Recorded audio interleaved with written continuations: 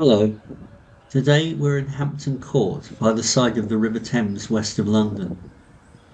It was built in 1514 on a site owned by the Knights of St John. Its first owner was Thomas Wolsey, a trusted advisor to King Henry VIII, and in his own right one of the most powerful and influential men in England. He attained the ranks of Lord Chancellor, Archbishop of York, and finally a Cardinal of the Roman Catholic Church. Wolsey, a staunch Catholic, started to fall out of grace with King Henry.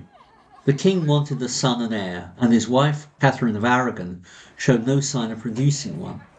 Henry wanted a divorce, and to get it together with the Queen's lady-in-waiting, Anne Boleyn.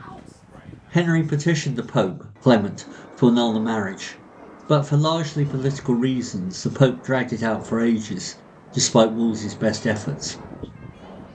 Meanwhile, two more Thomases, Cromwell, the king's adviser, and Cranmer, the newly appointed Archbishop of Canterbury, persuaded Henry that the best course was to take back control and split from the Roman Church. Wolsey fell massively from grace, and in 1529, to mitigate Henry's anger, passed Hampton Court to the king, who moved in, added a great hall and a tennis court, and enjoyed being head of the church as well. In 1677, Mary, the daughter of James II, who should technically be referred to as James VII, but there you go, married William of Orange, the stadtholder of the United Provinces of the Netherlands, and a Protestant, as was Mary, while her father James had converted to Catholicism, which at the time was a very big deal. Unrest followed, and in November 1688, a fleet of 53 warships and 20,000 soldiers landed in the southwest of England. Dutch troops went ashore and encountered very little resistance. King James was so unpopular that a regime change was very much welcome. King James fled the country, and William and Mary were crowned king and queen on the 11th of April 1689. This remains the last successful invasion of England by a foreign power. William and Mary were also very taken with Hampton Court and rebuilt it in the French style of their day. The original plan was to replace the entire complex with a Versailles-like palace, but in 1694 Queen Mary died and William lost interest in the project. So you have a palace that is half Tudor and half Baroque.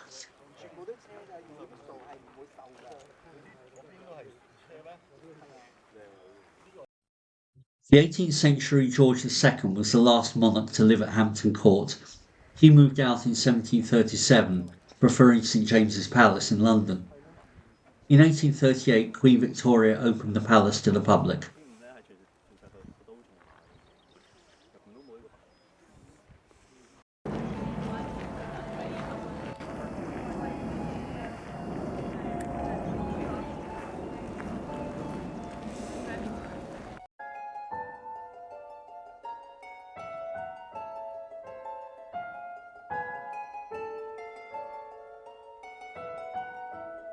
The first time I did the Hampton Court maze, the white rabbit said to me, "Keep right."